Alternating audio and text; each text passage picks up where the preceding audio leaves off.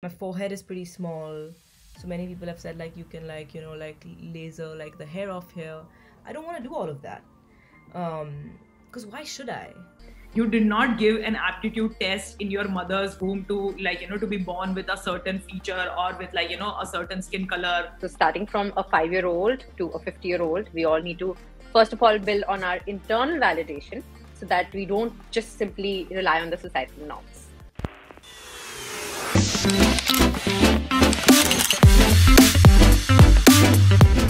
Hello and welcome to Sisterhood with me, Shaili Chopra. This is the one show where we confront our challenges and confess our insecurities and together figure out what to do about them. The spotlight on the show today is on the kind of stereotypes and criticism women and girls are subject to when it comes to their physical appearance. You have curly hair, a spot on your face, you're dark-skinned. All of these issues are something we're constantly faced with, and not just as something we think about ourselves. Because we're conditioned by society, by family, by friends, by others to constantly remember that what matters is a certain beauty standard and that the society will only appreciate one kind of beauty standard. When will we stop putting women and girls through this beauty test? Through this episode, in partnership with Dove, we raise some important questions on what beauty standards we all are subject to. Let me introduce a fantastic panel to discuss many elements from mental health to the experiences women have themselves had. Let me introduce my guest to you, Ananya Birla, who's the founder of the Ananya Birla Foundation and also part of Empower, focusing on mental health. On the show is also Yamini Jain, who is a popular influencer, a content creator, and is now rethinking how we should raise our children. We'll also be joined by Ira Datta, who's a psychologist, and talk about the impact of the beauty standards we put women and girls through. And joining me will also be Agarwal with her perspective on how women and girls really need to speak up in the public domain and question these stereotypes as she has been doing it, just like the way we are here on She the People. You know, the internet is buzzing with conversations. But it's really important to use this entire social space for a benefit that we don't seem to pay enough attention to. What I call the power of the sisterhood. Anchal Agarwal is joining me now. She's a digital content creator, somebody who's been in the field of creating funny content with some strong messaging. Anchal, thanks so much for joining us. You know, Anchal, my question to you is really about how we are not interested in what qualifications many women have, what education background they come from, what kind of careers they want to have, what are their goals, what are their dreams. I think the kind of society that we live in right now, not getting comments about the way you look is an extremely rare privilege. And it just hurts me to say that what a privilege it is to not have someone tell you that, oh my god, you should lose some weight, or you should grow some hair, or you should get a facial done, you should get a detanning done, and maybe do something about start exercising, start eating or something like that. And that is a privilege that shouldn't be a privilege. A lot of people think that being or trying to make someone conventionally beautiful is like an achievement. It is a lottery. You did not give an aptitude test in your mother's womb to to be born with a certain feature or with a certain skin color or how a certain kind of looks. You didn't give any aptitude test. It's not something that you earned. It's something that you got by lottery, and that everyone has got randomly by lottery. So if we put so much of importance on that, how you look and all, it just makes people even more underconfident and insecure, especially women, because there is so little that you can do about it. Literally you cannot. What can you do about it? I can work on my IQ, I can work on my on my education, I can work on my talents or anything else. What can I do about how I look? Anchal, hold that thought. I'm getting Yamini into this conversation. Yamini, you are a creator like Anchal right here. You all are constantly putting your life out there on the internet. You've got a little girl, and that little girl is part of the influencer piece that you have out there. And you are getting trolled about how your little girl is looking on the internet. How are you dealing with that? So a lot of times, ever since I've had my child, people have been, and she's also baby influencer, and almost all our life is out on social media.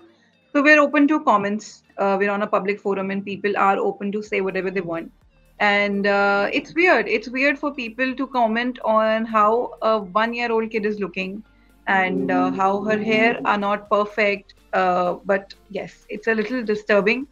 But of course, I have been maintaining this inside myself and with my kid as she grows up, that looks or body physique is not everything.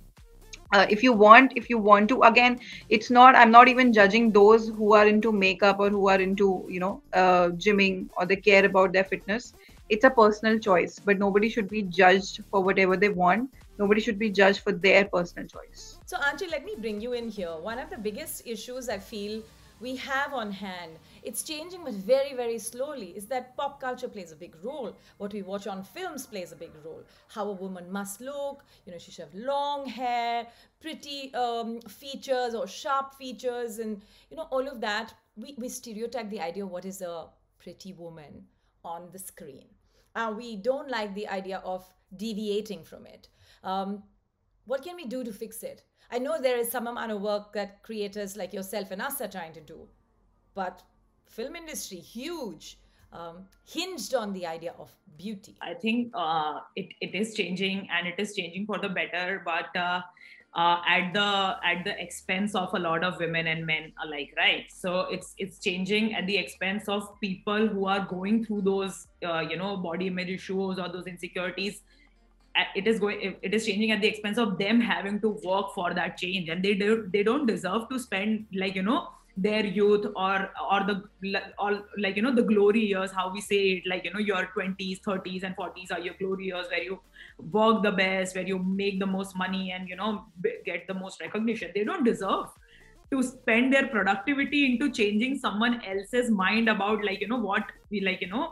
there is no ideal body type, or there's no certain beauty standard that people should conform to.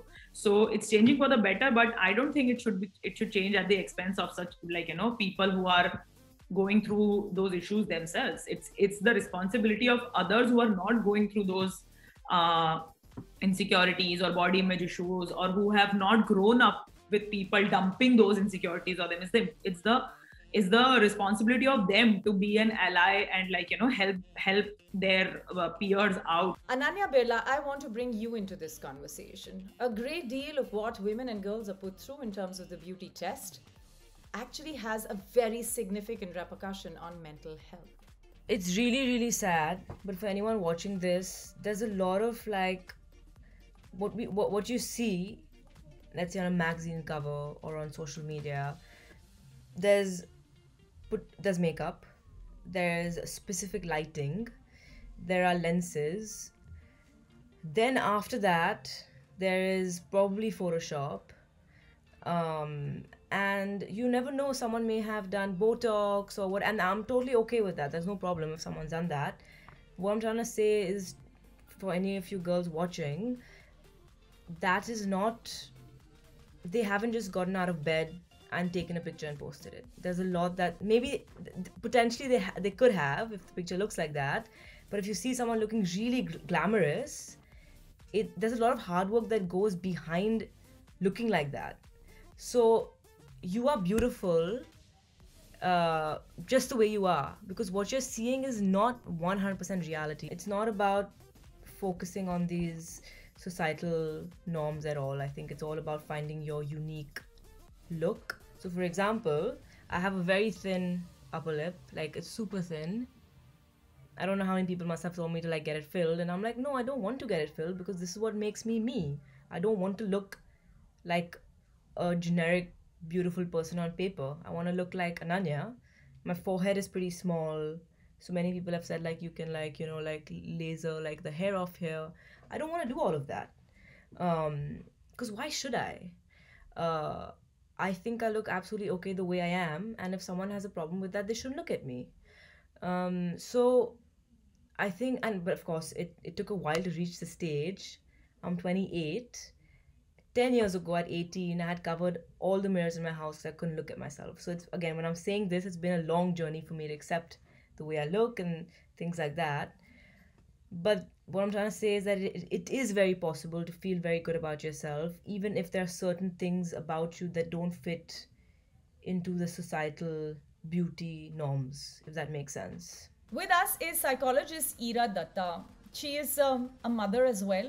And it's really fascinating that we are all talking about, girls in their teens and onwards being subject to beauty tests. No, it starts way too early. We're conditioning young girls to, pout, stand with the legs, sort of twisted, give the look like existing influencers. Why are we doing this? Why are we subjecting kids to this? Why is there the expectation that children should be subject to this? Why are we okay with it as a society? Ira. I am a mental health specialist. I'm a psychiatrist by day, but I'm also a mommy 24/7. And I have a beautiful 5-year-old. And the other day, she dolled up a little bit and she told me, Mama, do I look pretty? And she meant, do I look pretty now, with the intervention that she had done? And I immediately told her, and I said, you look pretty no matter what, and you have to like yourself. And I always tell this to everybody who struggles with any body image issue, any conflict, whether it's adhering to the societal norms, whether it's adhering to their partner's expectations, or even theirs when they struggle with their weight or the way their hair is or the way their body type is. Seek internal validation, not just external, because it's external validation people can take away from you, whereas internal validation is yours to build. So starting from a 5-year-old to a 50-year-old, we all need to, first of all, build on our internal validation so that we don't just simply rely on the societal norms. Yamini, when we talk of the social media space, literally the currency is likes, which means that if you're not liked enough, then you're not likable enough. And that's the standard people put for themselves. In many ways, social media is defining that very stereotype by playing into the mob in society, which has a prescriptive idea of what beauty is. So, Shaili, I've been lucky in that way. I've always been very original towards my viewers, towards my followers. And, a lot of times people see me without makeup and in my pajamas. I'm putting up stories and just being my original self. And I've been lucky that people are liking me that way. And even for Nihira, my daughter, I'm not creating an unrealistic world for the people to view. And somehow I feel people are liking that. People have been appreciating the fact that that they can relate to us. Every moment you can't look perfect. Every moment your makeup cannot be perfect. Your hair cannot be perfect. And I think people are just accepting that, and they're happy to see somebody who looks like them, but is also doing well on social media. Ira, how much of this has to do with social media? I mean, we are talking about constant usage of filters, and we really don't know what most of these people are in real. And I think this is a reality across the board. The age at which people join Instagram officially is 13. A lot of people I know start at 10. Where are we on this spectrum of having digital access, having the tools and filters, but what is it doing to people? What is it doing to girls?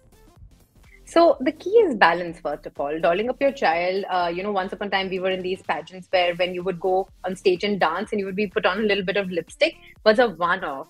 It's just become very rampant now. So the idea of balance is really missing. Also, as a parent, you need to think from obviously 5 years down the line perspective as well, and not just the now.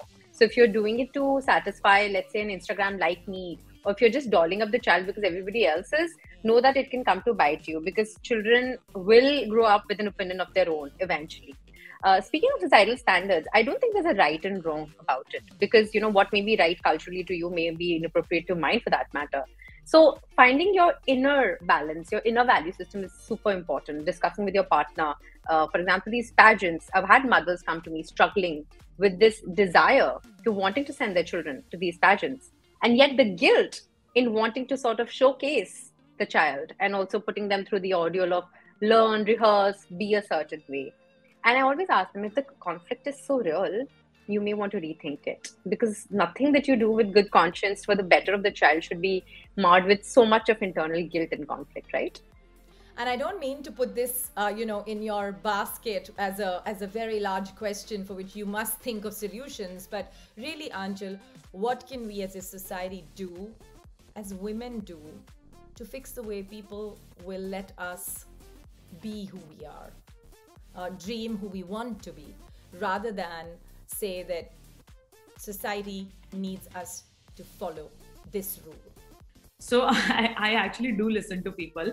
I just don't follow what advice they have to give me or anything. So I just do what I feel like doing. I just do what I want to do and what makes me happy in the moment and what I can afford to do, because I've been working really hard to kind of live the life that I have been living. So how do I say that, you know, you cannot put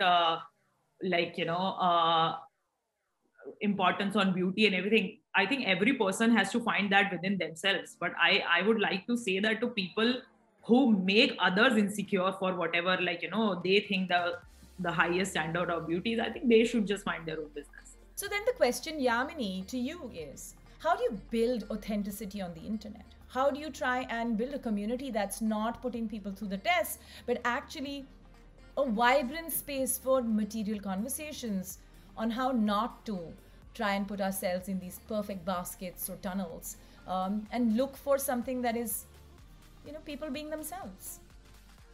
I think it's a sustainable thing. You can go longer when you're original, and with originality, you can come up with something that's just yours. You can create a brand for yourself when you're original.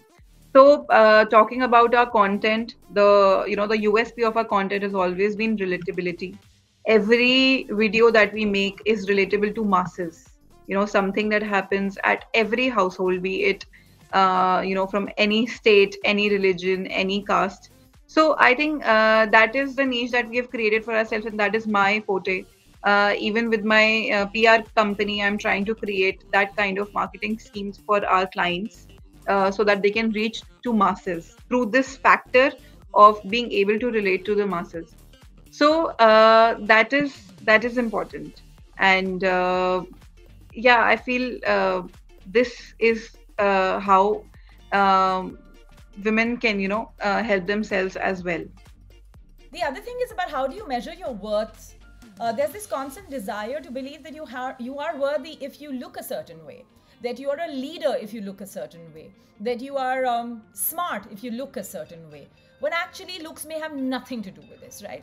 There's this impression you have straight long hair and you'll perhaps fair up your face with a foundation or something like that, and then you'll be meeting the leadership standard or the beauty standard of leaders. How do you break this era? Growing up, I had the tomboy hair, if I may. I had short hair because it was easy. You just wake up in the morning and comb. I was on a slightly bigger size, and I'm around the same actually. I haven't changed drastically over the years.